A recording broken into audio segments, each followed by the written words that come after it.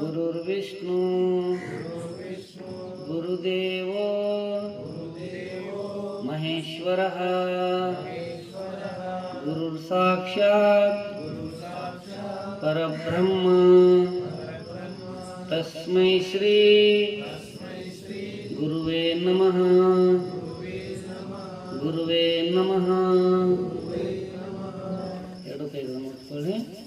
ಕೈಗಳ ಬಿಸಿಯಾದ ಶಾಖವನ್ನು ಕಣ್ಣಿಗೆ 8, 9, 10. 1, 2, 3, 4, 5, 6, 7, 8, 9, 10. Opposite. 10, 9, 8, 7, 6, 5, 4, 3, 2, 1. 1, 2, 3, 4, 5, 6, 7, 8, 9, 10. 1, 2.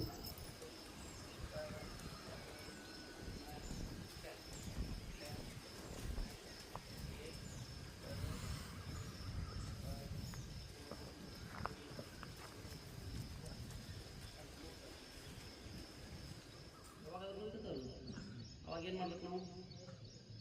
ಏನು ಮಾಡಬೇಕು? ಗುಳಿಗೆ ನೋಡಿದಾಗ ಈಗ ಹೇಳ್ತಕ್ಕಂಥ ಒಂದು ಸೂಕ್ಷ್ಮ ಲಘು ವ್ಯಾಯಾಮವನ್ನು ಮಾಡಬೇಕು. ಈ ರೀತಿ ಕೈಗಳು ಕಟ್ಟಬೇಕು. ಈ ರೀತಿ ಕೈಗಳನ್ನು ಕಟ್ಟಿ ಉಸಿರನ್ನು ಪರಿಪೂರ್ಣವಾಗಿ ಮೊದಲು ತೆಗೆದುಕೊಳ್ಬೇಕು. ಉಸಿರನ್ನು ಪೂರ್ಣವಾಗಿ ತೆಗೆದುಕೊಂಡಾಗ ಈ ಕೈಯಿಂದ ಹಣೆಯ ಮೇಲೆ ಒತ್ತಡವನ್ನು ಹಾಕಬೇಕು. ಒಂದು 5 ಸೆಕೆಂಡ್ 10 ಸೆಕೆಂಡ್ ನಿಮ್ಮ ಸಾಮರ್ಥ್ಯ ಉಸಿರು ಹಿಡಿದುಕೊಳ್ಳೋದು ಎಷ್ಟೊತ್ತರವರೆಗೆ ಇದೆಯೋ ಅಷ್ಟೊತ್ತರವರೆಗೂ ಉಸಿರನ್ನು ಹಿಡಿದಿಟ್ಟಾಗ ಕೈಗಳಿಂದ ಜೋರಾಗಿ ಒತ್ತಡವನ್ನು ಹಾಕಬೇಕು. ತಲೆಯಿಂದ ಕೈಗೆ ಒತ್ತಡವನ್ನು ಹಾಕಬೇಕು. ಒಂದಿಷ್ಟು ಕೈ ಭುಜಗಳಲ್ಲಿ ನಿಮ್ಮ ತೋಳು ಭುಜಗಳಲ್ಲಿ ಕಂಪನ ಉಂಟಾಗಬೇಕು. ಇನ್ನೇನು ಉಸಿರು ಬಿಡಬೇಕಂದಾಗ ಪೂರ್ತಿಯಾಗಿ ಉಸಿರು ಬಿಟ್ಟು ಕೈ ಸಡಲಗೊಳಿಸಬೇಕು. ತೆಗೆದುಕೊಳ್ಬೇಕು. ಉಸಿರನ್ನು ಹಿಡಿದಿಟ್ಕೊಳ್ಬೇಕು. ಪೂರ್ಣವಾಗಿ ಕೈಗಳಿಂದ ತಲೆಗೆ ಒತ್ತಡವನ್ನು ಹಾಕಬೇಕು. ನಮ್ಮ ತಲೆಗೆ ಚಿಕ್ಕ ಮೆದುಳು ದೊಡ್ಡ ಮೆದುಳಿನಲ್ಲಿ ಸೂಕ್ಷ್ಮಾತಿ ಸೂಕ್ಷ್ಮ ನಾಡಿಗಳಿರೋದ್ರಿಂದ ಯಾವುದಾದ್ರೂ ಅತಿಯಾದ ಚಿಂತೆ ಮಾಡಿದರೆ ತಲೆನೋವು ಬರ್ತದೆ. ಇಲ್ಲದಿದ್ದರೆ ಪ್ರಕೃತಿಗೆ ಅನುಗುಣವಾಗಿ ಸ್ವಲ್ಪ ಪ್ರಕೃತಿಯ ಅನುಗುಣವಾಗಿ ಶೀತ ತಲೆನೋವು ಉಂಟಾಗ್ತಾ ಇರ್ತದೆ. ಏನು ತೊಂದರೆ ಇಲ್ಲ. ತೆಗೆದುಕೊಂಡಾಗ ಪರಿಪೂರ್ಣ ಅಂತ ಅರ್ಥ ಆಯ್ತು. ನಾನು ಹೇಳೋದು ಪ್ರಶ್ನೆ ಅರ್ಥ ಆಯ್ತಾ? ಈಗ ನಾವು ಯೋಗ ಮಾಡುವಾಗ ಎಲ್ಲರೂ ಮಳೆ ಅಂತ ರೈತರು ಕಾಯ್ತಾ ಇದ್ದಾರೆ. ಈಗ ಜೋರಾಗಿ ಮಳೆ ಬರುತ್ತೆ. ಆನಂದದಿಂದ ನಕ್ಕು ನಲಿದು ಮಳೆಯಲ್ಲಿ ಕುಣಿದು ಕುಪ್ಪಳಿಸಿ ಯೋಗವನ್ನು ಮಾಡಬೇಕು, ನಾವು ಬಿಟ್ಟು ಓಡಿ ಹೋಗ್ಬೇಕು ಅಂತ ನಾನು ಪ್ರಶ್ನೆ ನನ್ನ ಇಬ್ಬರೇ ಕೈ ಎತ್ತೀರಿ, 3 ಜನ 4 ಜನ 5 ಜನ 6 ಜನ ಅಷ್ಟೂರು ಕೈ ಎತ್ತೀರಿ, ಮಾಡ್ಬೋದಾ? ಇದು ಯಾಕೆ ಹೇಳ್ತಾ ಇದ್ದೀನಿ ಅಂತಂದ್ರೆ, ಬಾಬಾ ರಾಮದೇವ್ರ ಹತ್ರ ಶವರ್ಗಳು ಹಚ್ಚಿರ್ತಾರೆ. ಎಷ್ಟು? ಒಂದಲ್ಲ ಎರಡಲ್ಲ ಸಾವಿರಾರು ಶವರ್ಗಳು ಹಚ್ಚಿರ್ತಾರೆ. ಆ ಶವರ್ದಲ್ಲಿ ಸ್ನಾನ ಮಾಡಲಿಕ್ಕೆ ಫೀ 1 ವಾರಕ್ಕೆ 5,000 ರೂಪಾಯಿ ರೇನ್ ಬಾತ್ ಅಂತ ಕರೀತಾರೆ. ಅರ್ಥಕ್ಕಾಗಿ ಯಾವ ಬಾತು? ಮಳೆ ಬರ್ತಾ ಇದೆಯಾ? ಇಲ್ಲ. ಅದೇ ಟ್ಯಾಂಕರ್ದಲ್ಲಿ ಇರ್ತಕ್ಕಂಥ ನೀರು ಮೈ ಮೇಲೆ ಉಕ್ಕಿ ಅದು ರೇನ್ ಬಾತು ಅಲ್ಲಿ ಕುಣಿದ್ರಿ, ಚೆನ್ನಾಗಿ ಕುಣಿದು ಕುಪ್ಪಳಿಸ್ರಿ. ಆ ಒಂದು ಮಕ್ಕಳು ಹೇಗೆ ಚೆಲ್ಲಾಡ್ತಿಲ್ಲಿ ಆಡ್ತಿರ್ತಾರಲ್ಲ, ಆ ಒಂದು ಸ್ನಾನಕ್ಕೆ 5,000 ರೂಪಾಯಿ ಕೊಟ್ಟಿರ್ತಕ್ಕಂಥ ರೇನ್ ಬಾತ್. ನಾವೇನು ಮಾಡ್ತೀವಿ? ಮಕ್ಕಳಿಗೆ ಪಟ್ಟೆ ಬಡಿದು ನಡಿ, ನೆಗಡಿ ಬರ್ತದ, ಶೀತ ಬರ್ತದ ಅಂತ ಹೇಳಿ, ನೆಗಡಿ ಮಳೆ ಬಂದಿದ್ದಕ್ಕೆ ಬಂದಿಲ್ಲ, ನೀನೇನದು ಮೆಂಟಲಿ ಸೆಟ್ ಮಾಡ್ಕೊಂಡಿಯಲ್ಲ, ಆ ಸೆಟ್ ಮಾಡ್ಕೊಂಡಿದ್ದಕ್ಕೆ ನೆಗಡಿ ಬಂದಿರ್ತೇವೆ ವಿನ ಅದು ಪ್ರಕೃತಿಯ ಗುಣಧರ್ಮ ಅಲ್ಲ. ಇಷ್ಟು ಪಕ್ಷಿ ಪ್ರಾಣಿಗಳು ಹೆಂಗೆ ಇರ್ತವೆಲ್ಲವು. ಚೆನ್ನಾಗಿ ಗಾಳಿ ಬಿಡ್ತಾ ಮಸ್ತಾಗಿ ಅದನ್ನು ಅನ್ನಿಸ್ಬೇಕು. ಚೆನ್ನಾಗಿ ಮಳೆ ಬಂತ ಅದನ್ನು ಮಸ್ತಾಗಿ ಅನ್ನಿಸ್ಬೇಕು. ಚೆನ್ನಾಗಿ ಬಿಸಿಲು ಬೀಳ್ತಾ ಇದೆ ಮೈ ಮೇಲೆ, ವಿಟಮಿನ್ ಡಿ ಸಿಗ್ತಾ ಇದೆ ಅಂತ ಅದನ್ನು ಕೂಡ ಅನುಭವಿಸ್ಬೇಕು. ಪ್ರಕೃತಿಗೆ ಅನುಗುಣವಾಗಿ ನಾವು ಹೊಂದಾಣಿಕೆ ಮಾಡ್ಕೊಂಡು ಹೋಗಿಬಿಟ್ವಿ ಅಂತಂದ್ರೆ, ನೀವು ರೈತರು ಎಲ್ಲರೂ ಚೆನ್ನಾಗಿಲ್ಲ, ಎಲ್ಲ ಹಳ್ಳಿಯವ್ರಿಗೆ ಗೊತ್ತಿರ್ತದೆ. ಆದರೆ ಪ್ರತಿಯೊಂದು ಯಾವ ಸಂದರ್ಭದಲ್ಲಿಯೂ ಕೂಡ ನಮ್ಮ ಸಂಕಲ್ಪ ಗಟ್ಟಿಯಾಗಿರಬೇಕು. ನಮ್ಮ ಯೋಗದ ಏನು ನಮ್ಮ ಟೈಮ್ ಟೇಬಲ್ ಹಾಕಿ ಕೊಟ್ಟಿದ್ದಾರೆ ಆ ಟೈಮ್ ಟೇಬಲ್ 1 ಸೆಕೆಂಡು ಕೂಡ ಆಚೆ ಈಚೆ ಇರಬಾರ್ದು. ಓಕೆನಾ? ಮುಂದಿನ ಅಭ್ಯಾಸ ವಜ್ರಾಸನದಲ್ಲಿ ಕೂತ್ಕೊಂಡು ಮಾಡೋರು ವಜ್ರಾಸನದಲ್ಲಿ ಕೂತ್ಕೊಂಡು ಮಾಡಿ, ಆಗದೇ ಇರೋರು ಸುಖಾಸನದಲ್ಲಿ ಕೂತ್ಕೊಂಡು ಮಾಡಿ. ವಜ್ರಾಸನಕ್ಕೆ ಬನ್ನಿ. 4 ರೀತಿಯ ಒಂದು ಉಸಿರಾಟ ನಡೆದಿರ್ತದೆ. ಅದು ಹೇಗೆ? ಪೂರಕ, ಕುಂಭಕ, ರೇಚಕ, ಶೂನ್ಯಕ. ಅಂದರೆ ಪೂರಕ ಅಂದರೆ ತೆಗೆದುಕೊಳ್ಳೋದು, ಕುಂಭಕ ಅಂದರೆ 3-4 ಸೆಕೆಂಡ್ಗಳ ಕಾಲ ನಿಮ್ಮ ಸಾಮರ್ಥ್ಯಕ್ಕನುಸಾರವಾಗಿ ಹಿಡಿದಿಟ್ಕೊಳ್ಳೋದು, ರೇಚಕ ಅಂದರೆ ಉಸಿರನ್ನು ಹೊರ ಹಾಕೋದು, ಶೂನ್ಯಕ ಅಂದರೆ ಖಾಲಿ ಹೊಟ್ಟೆಯಲ್ಲಿ ಸ್ವಲ್ಪ ಹೊತ್ತು ಇರೋದು. ಮೊದಲಿಗೆ ಚಿನ್ಮುದ್ರ ಮಾಡುವಾಗ ನಮ್ಮ ಪ್ರಾಣ ಸಂಚಾರ ನಮ್ಮ ಹೊಟ್ಟೆಯ ಕೆಳಭಾಗದಲ್ಲಿ ಆಗ್ತಾ ಇರ್ತದೆ.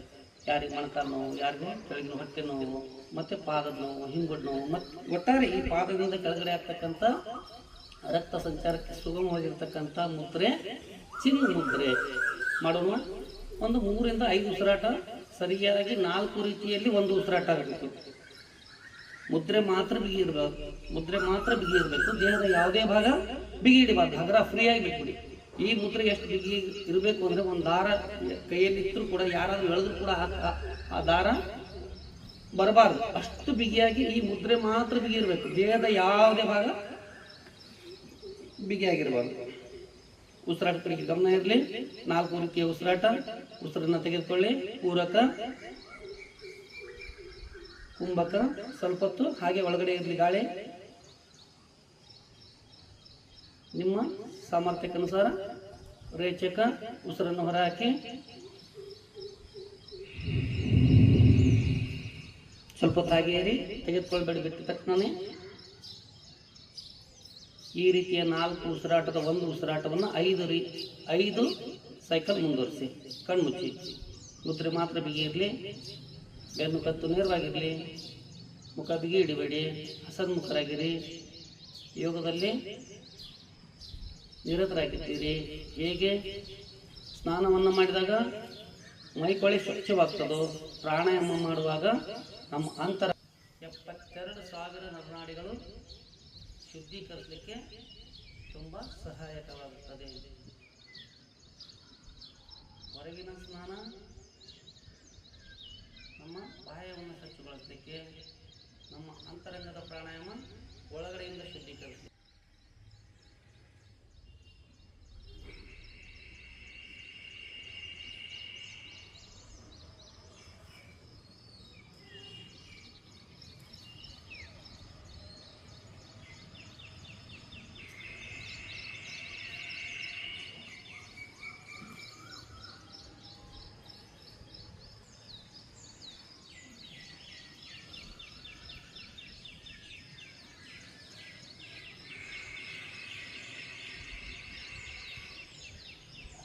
ಉಸಿರನ್ನು ಬಿಟ್ಟು ಚೇಂಜ್ ಮಾಡಿ. 2ನೇ ಮುದ್ರಾ ಪ್ರಾಣಾಯಾಮ ಚಿನ್ಮಯ ಮುದ್ರೆ. ಚಿನ್ಮಯ ಮುದ್ರೆ ಕಂಡುಬಿಡಿ. ಹೇಗೆ ಮಾಡಬೇಕು ಅಂದರೆ, 3 ಬೆರಳಿಂದ ಮುಷ್ಟಿ ಕಟ್ಟಬೇಕು, ಮತ್ತು ತೋರ್ಬೆರಳು ಹೆಬ್ಬೆರಳು ಬಿಗಿಯಾಗಿರಬೇಕು. ಮುಷ್ಟಿ ಬಿಗಿಯಾಗಿರಬೇಕು, ಮುದ್ರೆ ಬಿಗಿಯಾಗಿರಬೇಕು. ಅಂಗೈ ಕೆಳಮುಖವಾಗಿ ನಮ್ಮ ತೊಡೆ ಮೇಲೆ ಇಟ್ಕೊಳ್ಳಿ. ಆರಾಮಾಗಿ ಫ್ರೀಯಾಗಿ ಕೂತ್ಕೊಳ್ಳಿ.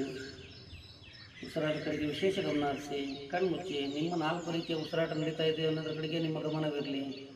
ಯಾವುದೇ ಆಲೋಚನೆಗಳು ಬರ್ತಿರ್ತದೆ, ಅದ್ರ ಕಡೆ ಗಮನ ಹರಿಸ್ಕೊಂಡು ಮುಂದೆ ಹೋಗಬೇಡಿ. ನಿಮ್ಮ ಕುಳಿತಿರುವ ಜಾಗದಲ್ಲಿ ಯೋಗಾಭ್ಯಾಸದಲ್ಲಿ ನಿರತರಾಗಿ.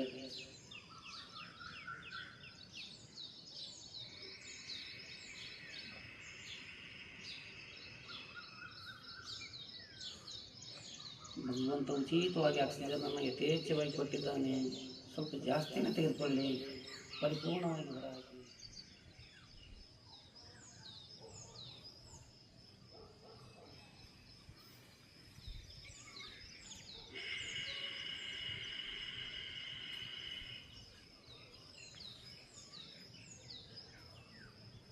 ದೀರ್ಘವಾಗಿ, ಪರಿಪೂರ್ಣವಾಗಿ, ಲಂಬವಾಗಿ ಶ್ವಾಸವನ್ನು ಯಥೇಚ್ಛವಾಗಿ ಬಹಳಷ್ಟು ತುಂಬಿಕೊಳ್ಳಿ. ತೆಗೆದುಕೊಂಡಿರೋ ಗಾಳಿಯನ್ನು ಒಂದಿಷ್ಟು ಕಾಲ ಹಿಡಿದಿಟ್ಕೊಳ್ಳಿ. ಮತ್ತೆ ಪರಿಪೂರ್ಣವಾಗಿ ಇರ್ತಕ್ಕಂಥ ಗಾಳಿ ಚೂರು ಇರದೇ ಇರುವ ಹಾಗೆ ಪರಿಪೂರ್ಣವಾಗಿ ಹೊರಹಾಕಿ. ಸ್ವಲ್ಪ ಹೊತ್ತು ಹಾಗೆ ಇರಿ. ಈ ರೀತಿಯ ಒಂದು 3 ಸುತ್ತನ್ನು ಮುಂದುವರಿಸಿ.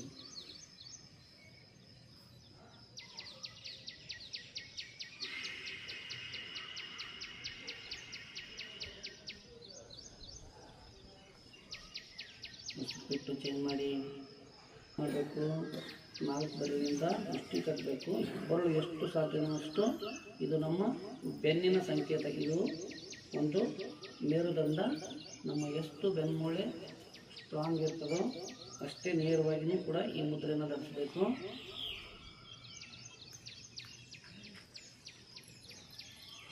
ಉಸಿರಾಟ,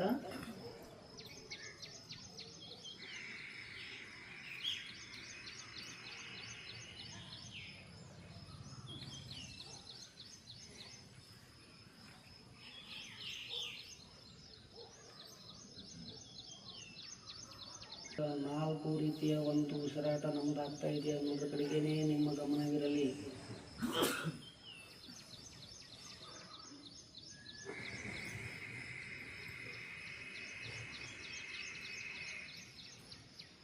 ಯಥೇಚ್ಛವಾಗಿ ಶ್ವಾಸವನ್ನು ತೆಗೆದುಕೊಳ್ಳಿ, ಹಿಡಿದಿಟ್ಕೊಳ್ಳಿ, ಮತ್ತೆ ಪರಿಪೂರ್ಣವಾಗಿ ಶ್ವಾಸವನ್ನು ಹೊರಹಾಕಿ.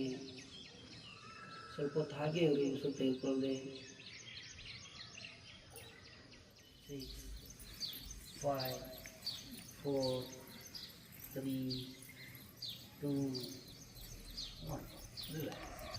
ಬೆನ್ನು ನೇರ, ಕುತ್ತಿಗೆ ನೇರ.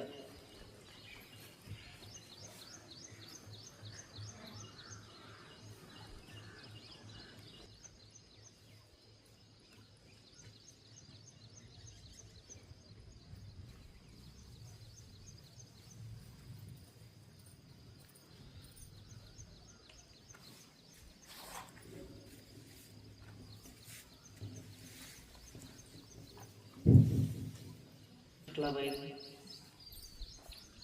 ರೂಪಾಯಿದಲ್ಲಿ ಹೇಳಬೇಕಾದ್ರೆ ಎಷ್ಟು ಲಾಭ ಇದೆ? ಎಷ್ಟು ಲಾಭ ಇದೆ ಸರ್? 100% ರೂಪಾಯಿದಲ್ಲಿ ಹೇಳೋದಲ್ಲ, ಅಂದಾಜು ಹೇಳಿ. ರೂಪಾಯಿಯಲ್ಲಿ ಹೇಳಿ ಎಷ್ಟು ಲಕ್ಷ ರೂಪಾಯಿ ಇದೆ? ಹಾಂ ರೀ, ಒಂದು ಕಿಡ್ನಿ ಬೆಲೆ ಗೊತ್ತಾ ನಿಮಗೆ? ಒಂದು ಹಾರ್ಟ್ ಬೆಲೆ ಗೊತ್ತಾ? ಟ್ರಾನ್ಸ್ಪ್ಲಾಂಟ್ ಮಾಡ್ತಿರ್ತಾರಲ್ಲ, ಸುಮಾರು ಲಕ್ಷಾಂತರ ರೂಪಾಯಿ. ಒಂದು ಏನಾದರೂ ನಾವು ನಮ್ಮ ಅಂಗಾಂಗಗಳು ಬದಲಿಸಬೇಕು, ಆಪ್ರೇಷನ್ ಮಾಡಿ ತೆಗಿಬೇಕು ಅಂತಂದರೆ ಆ ಕೋಟ್ಯಾಂತರ ರೂಪಾಯಿ ಬೆಲೆ ಬಾಳುವ ನಮ್ಮ ದೇಹ. ನಾವು ಎಷ್ಟೇ ಬಡವರು ಇರ್ಬೋದು, ಆದರೆ ನಮ್ಮ ಶರೀರ ಅತ್ಯಂತ ಬೆಲೆ ಬಾಳುವಂಥ ಒಂದು ದೇಹ ಇದೆ.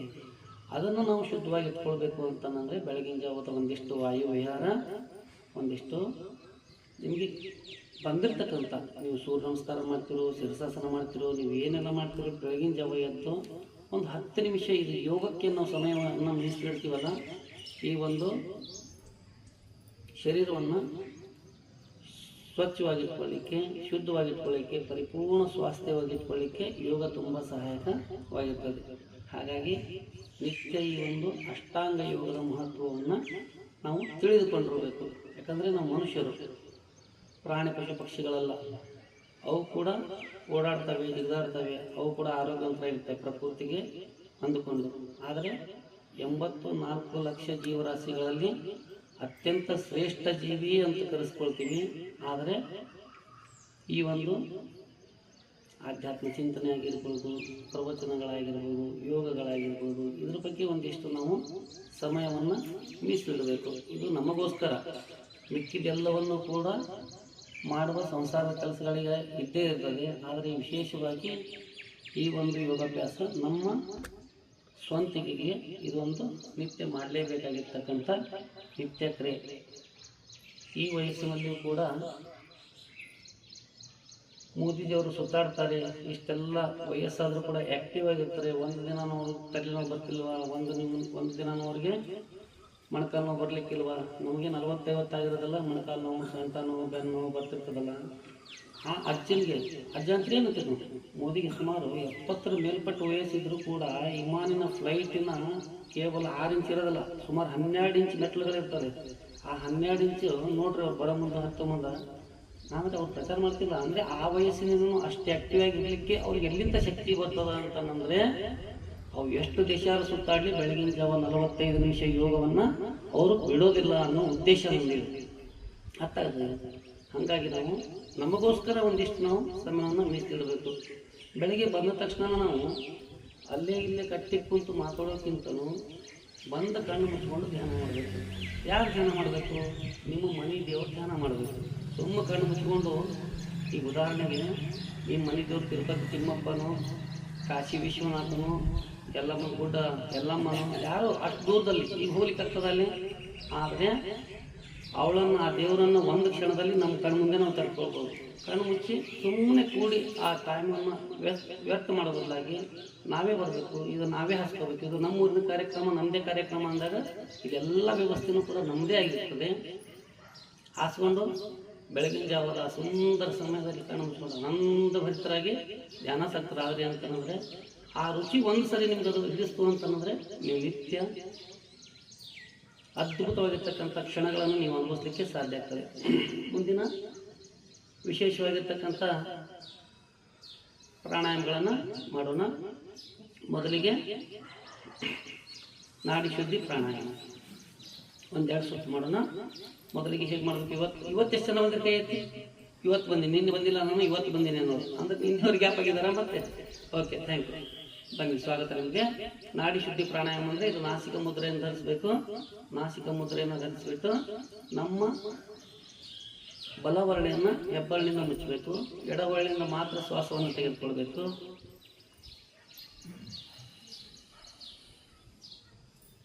ಎಡವಳ್ಳಿಯಿಂದ ಶ್ವಾಸವನ್ನು ತೆಗೆದುಕೊಂಡಾದ ಮೇಲೆ ಎಡವಳ್ಳಿಯನ್ನು ಮುಚ್ಚಿ ಬಲವಳ್ಳಿಯಿಂದ ಶ್ವಾಸವನ್ನು ಹೊರಹಾಕಬೇಕು. ಪೂರ್ಣವಾಗಿ ತೆಗೆದುಕೊಳ್ಬೇಕು. ಮತ್ತೆ ಪಕ್ಕದ ಹೊರಳಿಂದ ಶ್ವಾಸವನ್ನು ಹೊರಹಾಕಬೇಕು.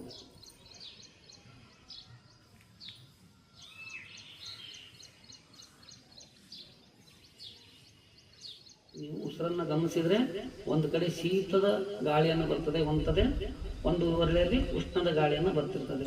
ನಮ್ಮ ಯಾವಾಗಲೂ ಬಲಗಡೆ ಒಂದು ಶೀತ ಗಾಳಿಯನ್ನು ಪ್ರವೇಶ ಆಗ್ತಾ ಇರ್ತದೆ, ಎಡಗಡೆ ಉಷ್ಣದ. ಅಂದರೆ ನಮಗೆ ಜಾಸ್ತಿ ಶೀತ ಆಗಿತ್ತು ಅಂತಂದರೆ ಕೇವಲ ಒಂದೇ ಹೊರಳೆಯಿಂದ ಉಸಿರಾಟ ಮಾಡಬೇಕು. ಎಡ ಹೊರಳೆಯಿಂದ ಉಸಿರಾಟ ಮಾಡಿದರೆ ನಮ್ಗೆ ಇರ್ತಕ್ಕಂಥ ಶೀತವನ್ನು ನಿವಾರಿಸ್ಕೊಳ್ಬೋದು.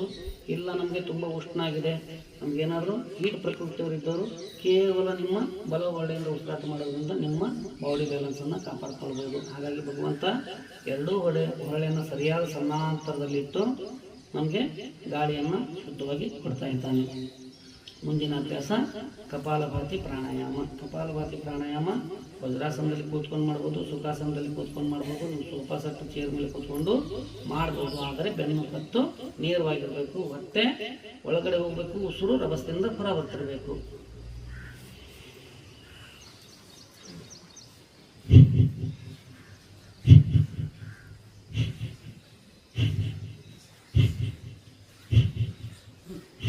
ಉಸಿರು ತನ್ನಿಂತಾನೆ ಒಳಗೆ ಹೋಗ್ತಿರ್ತದೆ. ನೀವೇನು ಅದನ್ನು ಲಕ್ಷ್ಯ ಕೊಟ್ಟು ತೆಗೆದುಕೊಳ್ಳೋ ಅವಶ್ಯಕತೆ ಇರೋದಿಲ್ಲ. ಕೇವಲ ನೀವು ಉಸಿರು ಹೊರ ಚೆಲ್ಲೋರು ಮಾತ್ರ ಗಮನಿಸ್ತಾ ಇರಬೇಕು. ಭೂಮಿ ತಾಯಿ ಅಪೇಕ್ಷೆ ಪಟ್ಟಳಂತೆ, ಜಾವದ ಹನಿ ಬೆವರ ಹನಿಯನ್ನು ನೀ ನನಗೆ ಭೂಮಿ ತಾಯಿಗೆ ಇಳಿಸು, ನಿನ್ನ ಆರೋಗ್ಯವನ್ನು ನಾನು ರಕ್ಷಿಸ್ತೇನೆ ಅಂತ ಹೇಳ್ತಾರೆ. ಅರ್ಥಕ್ಕೈದೆ? ಇಳಿಸ್ತೀವಿ ನಾವು 2 ಹನಿ ಬೆವರು. ತಾಯಂದ್ರಪ್ಪರು ಅಲ್ಲೇನು ಒಗ್ಗರಣೆ ಕೊಡುವಾಗ ಆ ಸಖಿ ಬರ್ಬೋದು ವಿನಃ ಈ ರೀತಿ ವರ್ಕೌಟ್ ಮಾಡಿ ಚೆನ್ನಾಗಿ ವಾಕಿಂಗ್ ಮಾಡಿ ಮಾತಾಡ್ಕೊಂತ ಹೋಗೋದಲ್ಲ, ಯಾರ ಜೊತೆ ಮಾತಾಡ್ಕೋತ ಹೋಗೋದಲ್ಲ. ಹೇಗೆ ಬಾಯಿ ಮುಚ್ಚಿರಬೇಕು, ಮುಗಿನ ಮುಖಾಂತರ ದೀರ್ಘವಾಗಿ ಉಸಿರಾಟ ಆಗ್ತಾ ಇರಬೇಕು. ಲೆಫ್ಟ್ ರೈಟ್ ಒಬ್ಬ ಯೋಧ ಹೋಗ್ತಾ ಇದ್ದಾನೋ, ಒಂದು ಯುವಕ ಹೋಗ್ತಾ ಇದ್ದಾನೋ ಅಷ್ಟರ ಮಟ್ಟಿಗೆ 2 ಕೈಗಳು ಚೆನ್ನಾಗಿ ಬೀಸ್ತಾ 2 ಕಾಲುಗಳಿಂದ ಲೆಫ್ಟ್ ರೈಟ್ ಅನ್ನೋ ಒಂದು ಯೋಧ ಹೋಗ್ತಿರುವಾಗ ನಮ್ಮ ಹೆಜ್ಜೆಗಳನ್ನು ಸುಮಾರು ಎಷ್ಟು ಹೆಜ್ಜೆ ನಡಿಬೇಕು ಅಂತಂದರೆ 100 ಆದರೆ 100, 1000 ಆದರೆ 1000, 5000 ಆದರೆ 5000 ಹೆಜ್ಜೆ ನಡಿಬೇಕು. ಓಡಬೇಕು, ಓಡ್ಲಿಕ್ಕಾಗದೆ ಇದ್ರೆ ನಡಿಬೇಕು, ನಡ್ಲಿಕ್ಕಾಗದೆ ಇದ್ರೆ ಎಷ್ಟು ಸಾಧ್ಯನೋ ಅಷ್ಟು ಮನೆ ಬಿಟ್ಟು ಒಟ್ಟಾರೆ ಹೊರಗಡೆ ಕಟ್ಟಿ ಮೇಲೆ ಕುಂತಾದರೂ ನಾವು ಹೇಳಿಕೊಟ್ಟಿರ್ತಕ್ಕಂಥ ಪ್ರಾಣಾಯಾಮ ಮಾಡೋದ್ರಿಂದ ತುಂಬ ಲಾಭದಾಯಕವಾಗಿರ್ತದೆ. ಮುಂದಿನ ಪ್ರಾಣಾಯಾಮ ಭಸ್ತ್ರಿಕಾ ಪ್ರಾಣಾಯಾಮ. ಇದು ನಮ್ಮ ಶೀತ ದೋಷಗಳನ್ನು ಹೋರಾಡಿಸಲಿಕ್ಕೆ ತುಂಬ ಸಹಾಯಕವಾಗಿರ್ತಕ್ಕಂಥ ಭಸ್ತ್ರಿಕಾ ಪ್ರಾಣಾಯಾಮ. ಹೇಗೆ ಮಾಡಬೇಕು ಅಂದರೆ ಉಸಿರನ್ನು ತೆಗೆದುಕೊಳ್ತಾ ಕೈಗಳು ಮೇಲಕ್ಕೆ ಹೋಗಬೇಕು, ಉಸಿರನ್ನು ಹೊರಹಾಕುತ್ತಾ ಕೈ ಈ ರೀತಿ ನಮ್ಮ ಮುಷ್ಟಿ ಕಟ್ಟುತ್ತಾ ಹಿಂದೆ ಹೋಗಬೇಕು. ಇದನ್ನೇ ಸ್ಪೀಡಾಗಿ ಮಾಡಬೇಕು. ರಭಸದಿಂದ, ಸಂಕೋಚ ಪಡಬಾರ್ದು, ರಭಸದಿಂದ. ಜೋರಾಗಿ. Very good.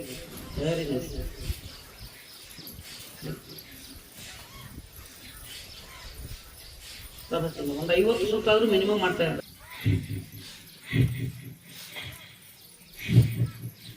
ಪ್ರಾಣಾಯಾಮ ಒಂದು ಭ್ರಾಮರಿ ಪ್ರಾಣಾಯಾಮ.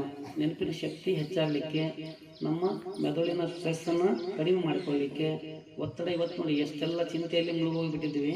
ಆ ಚಿಂತೆಯನ್ನು ಹೊರದೋಡಿಸ್ಲಿಕ್ಕೆ ನಾವು ಏನು ಮಾಡಬೇಕು ಅಂದರೆ ನಿತ್ಯ 1 ನಿಮಿಷಗಳ ಕಾಲ 2 ನಿಮಿಷಗಳ ಕಾಲ ಭ್ರಾಮರಿ ಪ್ರಾಣಾಯಾಮ ಯಾರು ಮಾಡ್ತಾರೆ ನಿತ್ಯ, ಅವರು ಆನಂದಭರಿತರಾಗಿ ಇರಲಿಕ್ಕೆ ತುಂಬ ಸಹಾಯಕವಾಗಿರ್ತಕ್ಕಂಥ ಹಿರಿಯರಿಗೆ ಇದು, ಮತ್ತು ಮಕ್ಕಳಲ್ಲಿ ವಿಶೇಷವಾಗಿರ್ತಕ್ಕಂಥ ಒಂದು ಜ್ಞಾನಾರ್ಜನೆಯನ್ನು ಪಡಿಲಿಕ್ಕೆ, ವಿದ್ಯಾಭ್ಯಾಸದ ನೆನಪಿನ ಶಕ್ತಿ ಹೆಚ್ಚಿಸ್ಕೊಳ್ಳಿಕ್ಕೆ ಈ ಒಂದು ಭ್ರಾಮರಿ ಪ್ರಾಣಾಯಾಮ ತುಂಬ ಅವಶ್ಯಕವಾಗಿದೆ. ಅದು ಹೇಗೆ ಮಾಡಬೇಕು ಅಂತಂದರೆ, ಒಂದು ಸುತ್ತು ನೋಡ್ಕೊಳ್ಳಿ. ಮೊದಲು ಕಿವಿಯನ್ನು ಪರಿಪೂರ್ಣವಾಗಿ ಮುಚ್ಚಬೇಕು. ನಮ್ಮ ತೋರ್ಬೆರಳು ಗುಬ್ಬಿನ ಮೇಲೆ ಇರಬೇಕು. 3 ಬೆರಳು ಕಣ್ಣು ಮುಚ್ಚಿ ರೆಪ್ಪೆಯ ಮೇಲೆ ಸೂಕ್ಷ್ಮವಾಗಿ ಲಘುವಾಗಿ ಇಟ್ಟಿರಬೇಕು. ದೀರ್ಘವಾಗಿ ಶ್ವಾಸವನ್ನು ತೆಗೆದುಕೊಳ್ಬೇಕು. ಓಂಕಾರದ ಸದ್ದಿನೊಂದಿಗೆ, ಅಂದರೆ ಓಂಕಾರ ಬಾಯಿ ಬಿಟ್ಟು ಹೇಳಬಾರ್ದು, ಅದನ್ನೇ ಬಾಯಿ ಮುಚ್ಚಿನೇ ಓಂಕಾರ ಪ್ರತಿಧ್ವನಿಸ್ತಾ ಈ ಒಂದು ಪ್ರಾಣಾಯಾಮವನ್ನು ಮಾಡಬೇಕು. ನೋಡಿ,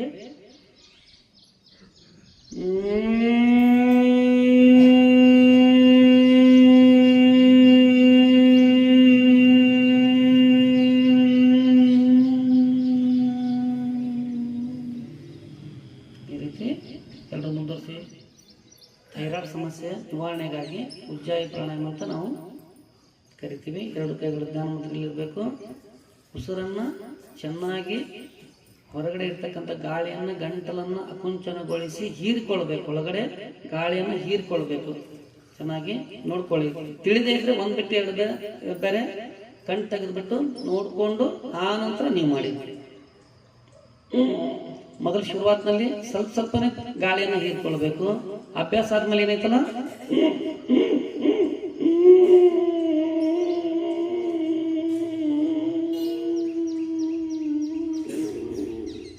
ಉಸಿರನ್ನು ಗಂಟಲ ಆಕುಂಚನಗೊಳಿಸಿ ಗಾಳಿಯನ್ನು ಹೀರಿಕೊಂಡೆ ಸ್ವಲ್ಪ ಹೊತ್ತು ಕತ್ತನ್ನು ಲಾಕ್ ಮಾಡಿಬಿಟ್ಟು ಕುಂಭಕದಲ್ಲಿರಬೇಕು. ಗಾಳಿ ಒಳಗಡೆ ಇರಬೇಕು. ಇನ್ನೇನು ಉಸಿರು ಬಿಡಬೇಕು ಅಂದಾಗ ಕತ್ತನ್ನು ಮೇಲಕ್ಕೆತ್ತಿ 2 ಹೊಳ್ಳೆಯಿಂದ ಉಸಿರನ್ನು ಪರಿಪೂರ್ಣವಾಗಿ ಹೊರಹಾಕಬೇಕು. ಈ ರೀತಿ ಪ್ರಯತ್ನ ಮಾಡಿ. ಲಕ್ಷ್ಯ ಕೊಡಿ. ನಮ್ಮ 2 ಕೈಗಳ ಮುಷ್ಟಿಯನ್ನು ಕಟ್ಟಿ ನಮ್ಮ ಹೊಕ್ಕಳಿನ ಅಕ್ಕಪಕ್ಕದಲ್ಲಿ ಇಟ್ಕೋಬೇಕು. ಮುಷ್ಟಿಗಳನ್ನು ಸ್ವಲ್ಪ ಕಾಲಲ್ಲಿ ಹೇಗಿರಲಿ, ಒಂದಿಷ್ಟು ಕಾಲಗಲ ಇದೆ.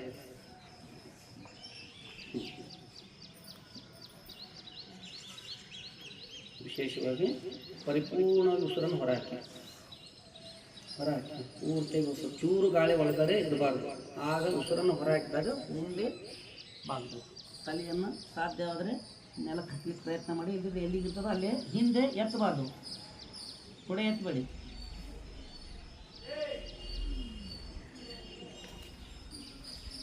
ಇನ್ನೇನು ಉಸಿರು ತೆಗೆದುಕೊಳ್ಬೇಕಂದಾಗ ಉಸಿರನ್ನು ತೆಗೆದುಕೊಳ್ತಾ ಮಾಡ್ತಾನೆ. ಇಷ್ಟು ಮಹತ್ವವಾಗಿರ್ತಕ್ಕಂಥ ಯೋಗ ಸೂತ್ರಗಳನ್ನು ಪ್ರತಿನಿತ್ಯ ತಾವು ಕಲಿತಾ ಇದ್ದೀರಿ. ಇದು ಯೋಗ ಎಲ್ಲರಿಗೂ ಲಭಿಸಲು ಸಾಧ್ಯ ಇಲ್ಲ. ಜಗತ್ತಿನಲ್ಲಿ ಎಲ್ಲರೂ ಯೋಗ ಮಾಡಿದರೆ ಎಲ್ಲ ಆಸ್ಪತ್ರೆಗಳು ಮುಚ್ಚೋಗ್ತಾರೆ.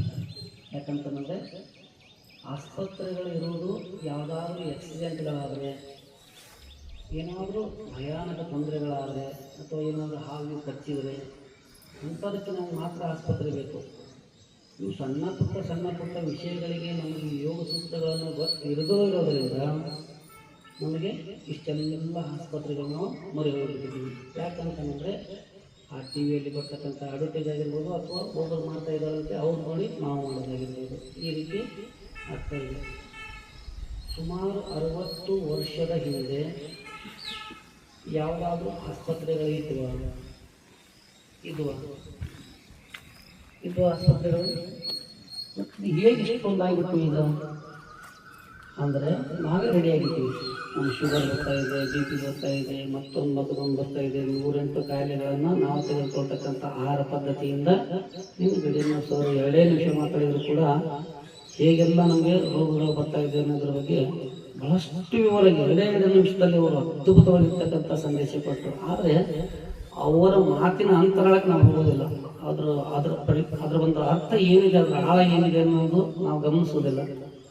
ಅದ್ಭುತವಾಗಿರ್ತಕ್ಕಂಥ ನಾವು ಎಲ್ಲೇ ಒಂದು ತೆರೆದ ಪದಾರ್ಥ ಒಂದು ಕ್ಷಣದ ರುಚಿಗಾಗಿ ಅದನ್ನು ಅನುಭವಿಸಿದ ಮೇಲೆ ಅದು ಎಷ್ಟೆಲ್ಲ ನಮಗೆ ರೋಗಗಳಾಗಿ ಉಂಟಾಗ್ತದೆ ಅನ್ನೋದ್ರ ಬಗ್ಗೆ ಸವಿಸ್ತಾರವಾಗಿ 2 ನಿಮಿಷದಲ್ಲಿ ಅದ್ಭುತವಾಗಿದೆ. ಸ್ವಲ್ಪ ಇಲ್ಲಿ ನೋಡ್ರಿ, ಯಾರ್ಯಾರು ಯಾವುದೋ ಒಂದೊಂದು ದೊಡ್ಡ ಆಸ್ಪತ್ರೆಗಳು ಕಟ್ಟಿಸ್ತಾರೆ ಅಥವಾ ಲಾಡ್ಜಿಂಗ್ಗಳನ್ನು ಕಟ್ಟಿಸ್ತಾರೆ, ಏನೇನೋ ಕಟ್ಟಿಸ್ತಾರೆ. ಇಲ್ಲಿ ನಿಮ್ಮೆಲ್ಲರ ಹಿರಿಯರ ಒಂದು ಉತ್ಸಾಹದಿಂದ, ಪೂಜ್ಯರ ಒಂದು ಆಶೀರ್ವಾದದಿಂದ ಇದು ಏನು ಮಾಡಿದಾರಲ್ಲ, ಇಲ್ಲಿ ಬರ್ತಕ್ಕಂಥ ಪ್ರತಿಯೊಬ್ಬರು ಮಹಾತ್ಮರು ಒಂದೊಂದು ನಿಮ್ಗೆ ಏನನ್ನೋ ಕೊಡ್ಲಿಕ್ಕೇನೆ ಬರ್ತಾರೆ. ಈ ಕಟ್ಟೆ ಮೇಲೆ ಹಾಗೆ ಬಂದು ಕೂತ್ಕೊಳ್ಳಿಕ್ಕೆ ಸಾಧ್ಯನೇ ಇಲ್ಲ. ಇಲ್ಲಿ ಏನೋ ಒಂದು ಯಾವುದೋ ಒಂದು ಕೆಲಸ ನಡೀಲಿಕ್ಕೆ ಸಾಧ್ಯನೇ ಇಲ್ಲ. ಇಲ್ಲಿ ಬಂದು ಕುಳಿತು ಒಂದು ಏನಾದ್ರೂ ಹೇಳ್ತಾ ಇದ್ದಾರೆ ಅಂದ್ರೆ ಅವ್ರು ಹೆಂಗಾರ ಇರಲಿ, ಏನೇ ಇರಲಿ, ಯಾವ್ದಾದ್ರು ವೇಷದಲ್ಲಿ ಬಂದಿರ್ಲಿ, ಅವ್ರು ಮಹಾತ್ಮರಂದ್ರೆ ನೀವು ಕಾಯಿ ಬಟ್ಟೆಯಲ್ಲಿ ಹಾಕೊಂಡ್ ಬಂದಿರ್ಬೇಕು ಅಂತ ಆಗಿಲ್ಲ. ಅವರು ಡಿವಿಜನ್ ಹೇಳ್ತಾರೆ, ಸಾಮಾನ್ಯ ರೂಪದಲ್ಲಿ ಸಂಸಾರಿ ವೇಷದಲ್ಲಿ ಸ್ವಾಮಿ ನಿನ್ನಡೆಗೆ ಬರಬಹುದು ಹೊರಗಡೆ ಅನ್ನೋ ಹಾಗೆ ನಿಮ್ಗೆ ಯಾವುದೇ ರೂಪದಲ್ಲಿ ಅವ್ರು ಬಂದಿರಬಹುದು. ಇಲ್ಲಿ ಬಂದ ಮಹಾತ್ಮರು ಏನಾದ್ರೂ 4 ವಾಣಿಯನ್ನ ಹೇಳ್ತಾ ಇರ್ಲಿಕ್ಕೆ ಬಂದಿದ್ದಾರೆ ಅಂತಂದ್ರೆ ನಿಮ್ಮ ಎಲ್ಲ ಕೆಲಸ ಕಾರ್ಯಗಳನ್ನು ಬದಿಗೊತ್ತಿ ಇಲ್ಲಿ ಬಂದು ಕುಳಿತಿದ್ದೇ ಆದಲ್ಲಿ ನಿಮ್ಮ ಉದ್ಧಾರ, ನಿಮ್ಮ ಮನೆತನದ ಉದ್ಧಾರ ಆಗಲು ಸಂಶಯವೇ ಇಲ್ಲ. ಹೀಗೆ ವಿಶೇಷವಾಗಿರ್ತಕ್ಕಂಥ ಪೂಜ್ಯರು ಇದೊಂದು ನಿರ್ಮಾಣ ಮಾಡಿರೋದು ನಿಜವಾಗ್ಲೂ ಕನಗಾಲ್ ಗ್ರಾಮದ ಒಂದು ದೊಡ್ಡ ಪುಣ್ಯವೇ ಸರಿ. ವಿಶೇಷವಾಗಿ ನಾನು ನಿಮಗೆ ಅಷ್ಟಾಂಗ ಯೋಗದ ಬಗ್ಗೆ ಹೇಳ್ತೀನಿ ಅಂತ ಹೇಳಿ ಒಂದು ಪಾಂಪ್ಲೆಟ್ ಅಲ್ಲಿ ಮೆನ್ಷನ್ ಮಾಡಿದ್ವಿ. ನಿನ್ನೆ ನಾವು ಏನು ಹೇಳಿದ್ವಿ, ಯಮ ಬಗ್ಗೆ ಹೇಳಿದ್ವಿ. ಅಷ್ಟಾಂಗ ಯೋಗದಲ್ಲಿ ಯಮ, ನಿಯಮ, ಆಸನ, ಪ್ರಾಣಾಯಾಮ, ಪ್ರತ್ಯಾಹಾರ, ಧಾರಣ, ಧ್ಯಾನ, ಸಮಾಧಿ ಇವೆಲ್ಲವೂ ಕೂಡ ನಮ್ಮ ಪೂರ್ವಜರು ಸರಿಸುಮಾರು 4ನೇ ಶತಮಾನದಲ್ಲಿ ಹಾಕಿಕೊಟ್ಟಿದ್ದಾರೆ. ಎಷ್ಟನೇ ಶತಮಾನದಲ್ಲಿ? 4ನೇ ಶತಮಾನದಿಂದ ಇವು ಆಚರಣೆಯಲ್ಲಿ ಇವೆ. ಆದರೆ ನಮಗೆ ಇದುವರೆಗೆ ಆದರೂ ನಮ್ಗೆ ಗೊತ್ತಾಗ್ತಾ ಇಲ್ಲ. ವಿದೇಶಿಯರು ಯೋಗಾಭ್ಯಾಸ ಮಾಡಿ ಆರೋಗ್ಯವಂತರಾಗ್ತಾ ಇದ್ದಾರೆ. ಅವರು ಜೂನ್ 21 ವಿಶ್ವ ಯೋಗ ದಿನಾಚರಣೆ ಸರಿಸುಮಾರು 180 ರಾಷ್ಟ್ರಗಳು ಏಕಕಾಲದಲ್ಲಿ ಯೋಗ ಮಾಡಿದ್ದನ್ನು ನಾವೆಲ್ಲರೂ ನೋಡಿದ್ದೀವಿ. ಆದರೆ ನಮ್ಮ ದೇಶೀಯವರಿಗೆ, ನಮ್ಮ ಭಾರತದ ಜನರಿಗೆ ನಮ್ಮ ಪೂರ್ವಜರು ಕಟ್ಟಿಕೊಟ್ಟಿರ್ತಕ್ಕಂಥ ಬುತ್ತಿಯನ್ನು ಉಣ್ತಾ ಇಲ್ಲಲ್ಲ ಅನ್ನೋದ್ರ ಬಗ್ಗೆ. ಹಾಗಾಗಿ ಈ ಮನೆಯ ಯೋಗ ಪ್ರಸಾರವನ್ನು ಸರಿಸುಮಾರು 20 ವರ್ಷಗಳಿಂದ ಸತತ ನನ್ನ ಪ್ರಯತ್ನ ಬಿಡದೆ ನನ್ನ ಕಡೆಯಿಂದ ಆದ ಸೇವೆಯನ್ನು ನಾನು ಮಾಡ್ತಾ ಇದ್ದೀನಿ. ಯಾಕೆ ಅಂತಂದ್ರೆ ಭಗವಂತ ಒಬ್ಬರಿಗೆ ಶ್ರೀಮಂತಿಕೆ ಕೊಟ್ಟಿರ್ತಾನೆ, ಅವ್ರು ದುಡ್ಡು ಕೊಟ್ಟು ಪುಣ್ಯ ಕಟ್ಕೋತಾರೆ. ಕೆಲವೊಬ್ಬರಿಗೆ ಮತ್ತೊಂದು ಸಂಗೀತ ಸೇವೆಯನ್ನು ಮಾಡುವಂತ ಸೌಭಾಗ್ಯ ಕಂಠ ಕೊಟ್ಟಿರ್ತಾನೆ, ಅವ್ರು ಸಂಗೀತ ಸೇವೆಯನ್ನು ಮಾಡಿ ಪುಣ್ಯ ಕಟ್ಕೊಳ್ತಾರೆ. ಈಗ ನನಗೆ ಸ್ವಲ್ಪ 20 ವರ್ಷ ಹಿಂದೆ ಬಾಬಾ ರಾಮದೇವರಲ್ಲಿ ನಾನು ಒಂದು 3 ತಿಂಗಳ ಸತತವಾಗಿ ಅವ್ರ ಜೊತೆಯಲ್ಲಿ ಕುಳಿತು ಕಲಿಯುವಂತ ಸೌಭಾಗ್ಯ ನನಗೆ ಒದಗಿ ಬಂದಿದ್ದಕ್ಕೆ ನಾನೊಬ್ಬ ಬಡವನಾಗಿದ್ರು ಸರಿ, ಆದರೆ ಬೆಳಗಿನ ಜಾವದ ನಾನೊಬ್ಬ ಸಮಯ ಒಂದು ನನಗೋಸ್ಕರ ನಾನು ಒಂದು ಕೊಟ್ಟು ಯೋಗಾಭ್ಯಾಸವನ್ನು ನಿರತರಾಗೋದೇ. ಅದಕ್ಕಿಂತ ನನ್ನ ಹತ್ರ ಇರುವ ಹಳ್ಳಿಗಳಾಗಿರ್ಬೋದು, ನನ್ನ ಊರಲ್ಲಿ ಆಗಿರ್ಬೋದು, ಸರಿಸುಮಾರು ಇವತ್ತು ಲಕ್ಷಾಂತರ ಮಕ್ಕಳಿಗೆ ಶಾಲೆಗೆ ಹೋಗಿ, ನನಗೆ ಯಾರು ಬೇಕಾದ ಕೆಲವೊಬ್ರು ಫಸ್ಟ್ ನನಗೆ ಕರೀಲೇ ಬಿಡ್ಲಿ, ನಾನೇ ಹೋಗಿ ಸ್ವತಃ ಶಾಲೆಗೆ ಭೇಟಿಯಾಗಿ ನಿಮ್ಮ ಶಾಲೆಯಲ್ಲಿ ಎಷ್ಟು ಮಕ್ಕಳಿದ್ದಾರೆ, ನಾವು ಅವ್ರಿಗೆ ಅಭ್ಯಾಸ ಉಚಿತ ಯೋಗಾಭ್ಯಾಸ ಕಲಿಸ್ಕೊಡ್ತೀನಿ ಅಂತ ಹೋಗಿ ಸರಿಸುಮಾರು ಇವತ್ತು ಗಂಗರಲ್ಲಿ ಕೂಡ ಸಾವಿರಾರು ಮಕ್ಕಳು ನಮಸ್ಕಾರ ಮಾಡ್ತಾರೆ. ಅವ್ರು ಯಾರಂತ ನನಗೆ ಗೊತ್ತಿಲ್ಲ, ಆದರೆ ಯಾವತ್ತೋ ಒಂದಿನ ಕಲಿಸಿರ್ತಕ್ಕಂಥ ಯೋಗ ಅಂದ್ರೆ ನನ್ನ ಹೈಟ್ ಬೇರೆ ಇರೋದ್ರಿಂದ ಬೇಗನೆ ಗೊತ್ತಿದ್ದಾರೆ. ನನಗೆ ಸ್ವಲ್ಪ ನಮಸ್ಕಾರ ಸರ್ ಅಂತ, ಯಾವ ಅಂತೀನಿ ನಾನು, ಕಲ್ಗಲ್ ಸರ್ ಪಂಪಣ್ಣ ಸಜ್ಜನವ್ರು ಹೊಲ ನಿಮ್ಮ ಕಡೆ ನಾವು ಸಣ್ಣವರಿದ್ದಾಗ ಯೋಗ ಮಾಡಿರ್ತೀವಿ ಅಂತಾರೆ. ಬಹಳ ಸಂತೋಷ ಆಗ್ತದೆ.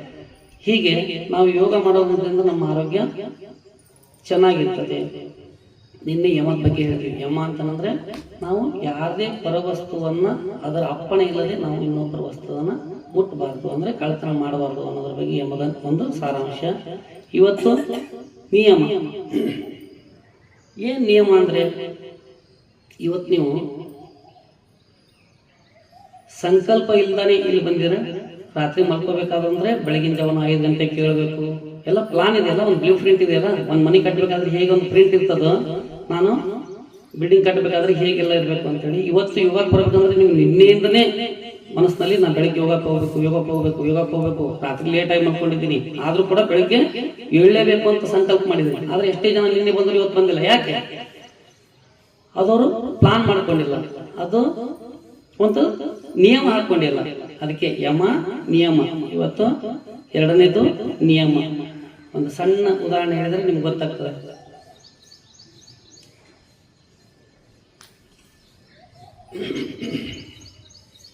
ಕನಿಷ್ಠ, ಮಧ್ಯಮ, ಉತ್ತಮ, ಈ 3ರಲ್ಲಿ ನಾವು ಯಾರಿರ್ತೀವಿ ಅಂತೇಳಿ ನೋಡ್ಕೋಬೇಕು. ನಾವು ಕನಿಷ್ಠ, ಮಧ್ಯಮ, ಉತ್ತಮ. ಕನಿಷ್ಠ ಯಾರು? ಬರೀ ಆಲೋಚನೆ ಮಾಡ್ತೀವಿ, ವಿಚಾರ ಮಾಡ್ತೀವಿ, ದೊಡ್ಡ ಹೇಳ್ತೀವಿ, ಆದರೂ ಕೂಡ ಯಾವುದು ಕಾರ್ಯರೂಪಕ್ಕೆ ತರೋದಿಲ್ಲ ಕನಿಷ್ಠ. ಮಧ್ಯಮ, ಹೇಳ್ತೀವಿ ಮಾಡ್ದಂಗ ಮಾಡ್ತೀವಿ ಆದ್ರೆ ಬರೋದಿಲ್ಲ. ಮಧ್ಯಮ. ಉತ್ತಮ, ಅನ್ಕೊಂಡಿದ್ದನ್ನ ಮಾಡೇ ಮಾಡ್ತೀನಿ ಅಂತೇಳಿ ಅವನು ಕಾರ್ಯಕ್ಕೆ ಆಚರಣೆಯಲ್ಲಿ ತರ್ತಾನೆ, ಅವನು ಉತ್ತಮ. ಈಗ ಇನ್ನೂ ಒಂದು ಉದಾಹರಣೆ ಕೊಟ್ಟು ಹೇಳಬೇಕು ಅಂತಂದ್ರೆ, ಒಂದು ಕಾದ ಹಂಚಿನ ಮೇಲೆ ಒಂದು ನೀರು ಸಿಂಪಡಿಸಿದ್ರೆ ಅದು ಏನಾಗ್ತದೆ? ಮಾತಾಡ್ಬೇಕು. ಏನಾಗ್ತದೆ? ಒಂದು ಕ್ಷಣ ಉಳಿಯೋದಿಲ್ಲ ಅದು.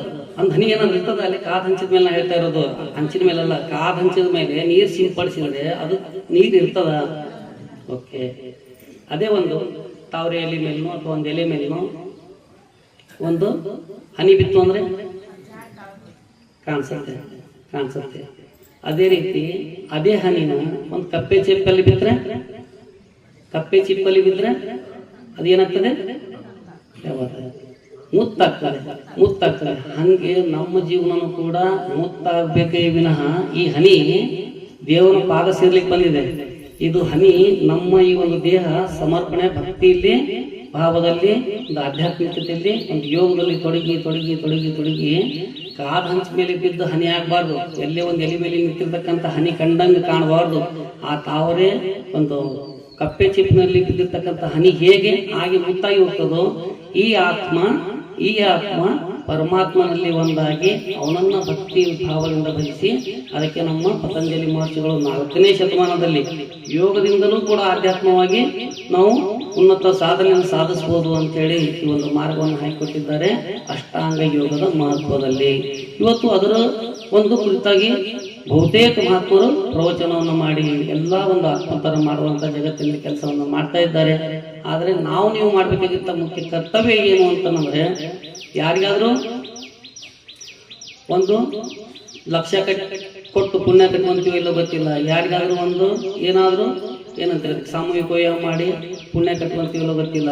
ಆದರೆ ಇಂಥ ಒಂದು ಯೋಗ ಕಾರ್ಯಕ್ರಮಗಳಿಗೆ, ಯೋಗ ಅಂದ್ರೆ ಆರೋಗ್ಯದ ಸರಿಸುಮಾರು ಅವ್ರಿಗೆ ಯಾವುದೇ ಕಾಯಿಲೆಗಳ ತಪ್ಪಿಸುವಂತ ಒಂದು ಏಕೈಕ ಮಾರ್ಗ ಈ ಒಂದು ಯೋಗ ಕಾರ್ಯಕ್ರಮ. ಈ ಯೋಗ ಕಾರ್ಯಕ್ರಮಕ್ಕೆ ಯಾರಿಗಾದ್ರೂ ನೀವು ಕರ್ಕೊಂಡು ಬಂದರೂ ಕೂಡ ಅದು ನೀವು ಮಾಡಿರ್ತಕ್ಕಂಥ ದೊಡ್ಡ ಪುಣ್ಯದ ಕಾರ್ಯಕ್ರಮಕ್ಕೆ ತುಂಬಾ ಸಹಾಯಕವಾಗ್ತದೆ. ಎಲ್ಲ ನೇರವಾಗಿ ಕೂತ್ಕೊಳ್ಳಿ. ಒಂದು 2 ನಿಮಿಷದ ಧ್ಯಾನದಲ್ಲಿ ಮಗ್ನರಾಗೋಣ. ಕಣ್ಮುಚ್ಚಿ 2 ಕೈಗಳ ಜ್ಞಾನ ಮುದ್ರೆಯಲ್ಲಿ ಆರಾಮಾಗಿ ಫ್ರೀಯಾಗಿ ಕೂತ್ಕೊಳ್ಳಿ. ನಿಮ್ಮ ಮೂಗಿನ ತುದಿಯಲ್ಲಿ ಆಗ್ತಕ್ಕಂಥ ಉಸಿರಾಟವನ್ನು ಗಮನಿಸಿ. ನಿಮ್ಮ ಮೂಗಿನ ತುದಿಯಲ್ಲಿ ಆಗ್ತಕ್ಕಂಥ ಉಸಿರಾಟವನ್ನು ಮಾತ್ರ ಗಮನಿಸಿ. ಎಲ್ಲರೂ 3 ಸಾರಿ ಒಟ್ಟಿಗೆ ಓಂಕಾರವನ್ನು ಹೇಳೋಣ.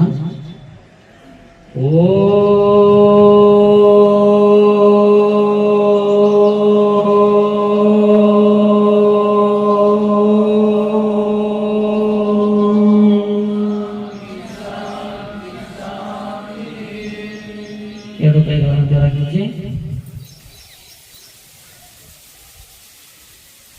ಕಣ್ಮೇಲೆ ಮುಖದ ಮೇಲೆ ಕೈಗಳನ್ನು ಸವರಿಕೊಳ್ಳುತ್ತಾ ಕಣ್ಬಿಡಿ.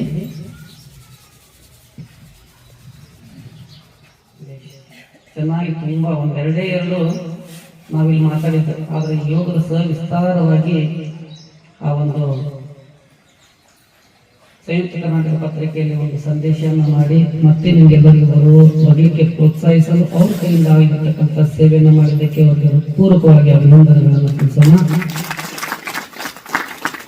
ಅದೇ ರೀತಿ ನಮ್ಮ ಶ್ರೀಯುತ ಬಂದಿಲ್ಲ ಇವತ್ತು ಕಂಪಣ್ಣವರು ಸಜ್ಜನವರು ಕೂಡ ನೀನೆ ಒಳ್ಳೆ 1-2 ಮಾತುಗಳನ್ನು ಹೇಳಿ ಅವರು ಕೂಡ ಒಂದು ಯೋಗಕ್ಕೆ ತುಂಬಾ ಅವರೊಂದು ಎಕ್ಸ್ಪೀರಿಯನ್ಸ್ ನೋಡಿ. ಅವರು ಮೊದಲೆಲ್ಲ ಅಸಹ್ಯತೆ ಆಗ್ತಿತ್ತು. ನಾವು ಯಾವ ವೈದ್ಯರಿಗೆ ಯೋಗ ಗುರುಗಳು ಕೇಳೋದಲ್ಲ, ನಮ್ಮ ಜೀವನದಲ್ಲಿ ಅಕ್ಕಪಕ್ಕದಲ್ಲಿ ಇರತಕ್ಕಂಥವ್ರು ಅನುಭವನ ಕೇಳಿಕೊಂಡೆ ನಾವು ಕೂಡ ಆರ್ಥಿಕ ಸಮಸ್ಯೆಗಳು ಬಂದಾಗ ಒಂದು ಪರಿಹಾರ ಕಾಣ್ಕೋಬಹುದು.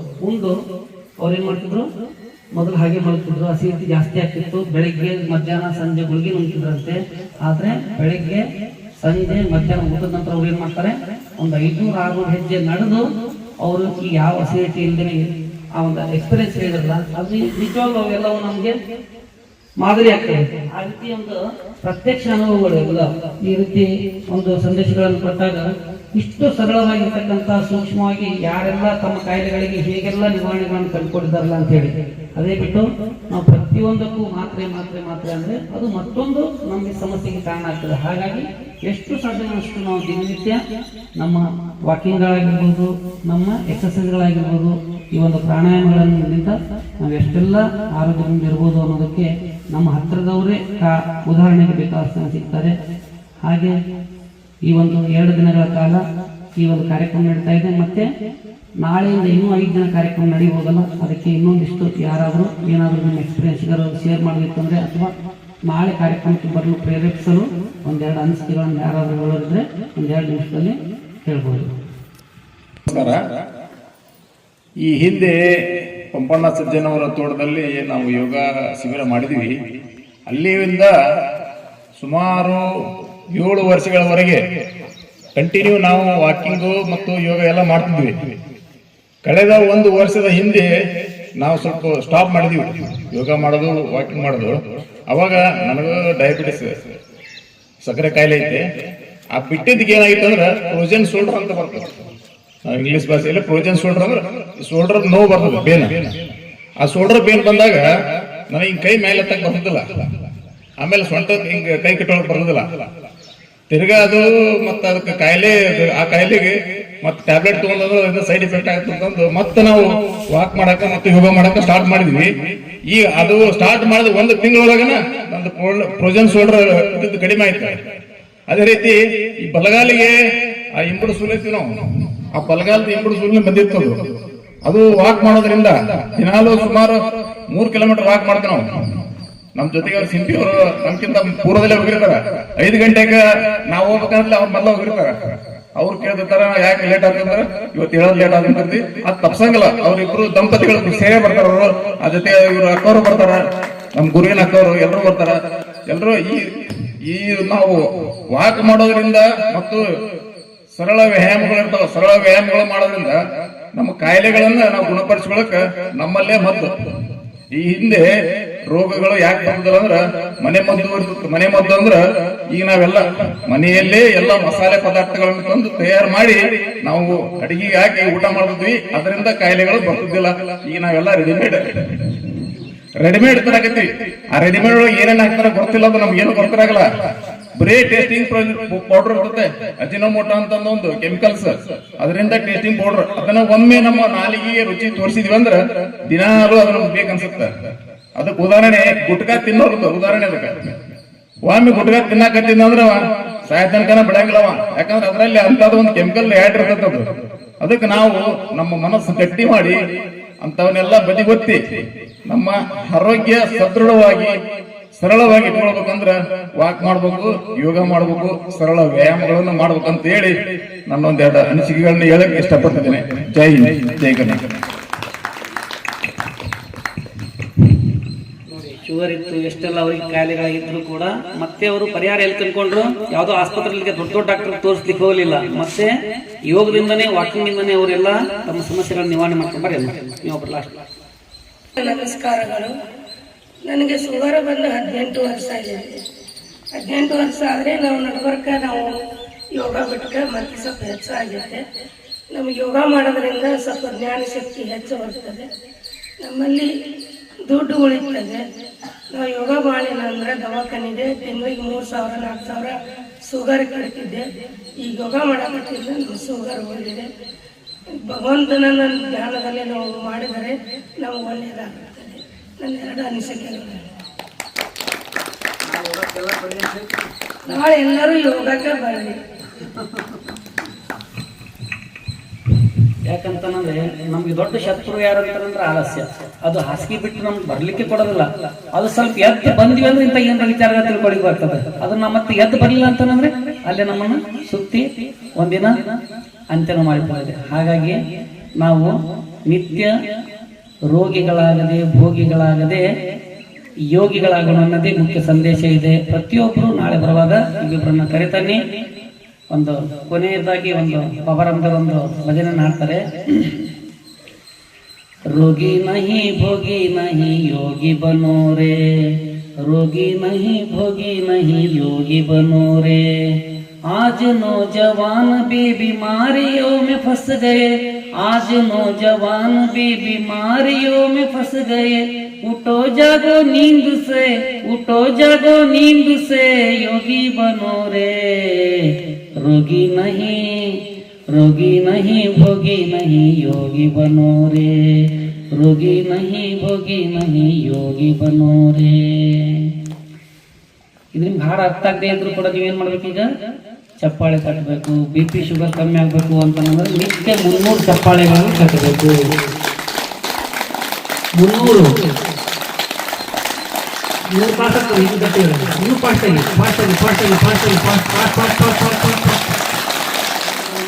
ಮಾಡಿ ಆರೋಗ್ಯವಂತರಾಗಿರಲಿಕ್ಕೆ ಎಷ್ಟೆಲ್ಲ ಮಹಾತ್ಮರು ಇದಕ್ಕೆ ಒಂದು ಸಂದೇಶಗಳನ್ನ ಬುತ್ತಿಯನ್ನ ಕಟ್ಟಿ ಇಟ್ಟಿದ್ದಾರೆ. ಸುಮ್ಮನೆ ನಾವು ಮೆಲುಕು ಹಾಕಿದ್ರೆ ಸಾಕು, ನಮ್ಮ 100 ವರ್ಷ ಬದುಕನ್ನ ಆರಾಮಾಗಿ ಕಟ್ಕೊಳ್ಬಹುದು. ಅಂತ ಒಂದು ಆರೋಗ್ಯವಂತರಾಗಿರ್ತಕ್ಕಂಥ ಬದುಕೇ ನಿಜವಾದ ಸಂಪತ್ತು ಅಂತ ಹೇಳ್ತಾ ಇವತ್ತಿನ ಕಾರ್ಯಕ್ರಮಕ್ಕೆ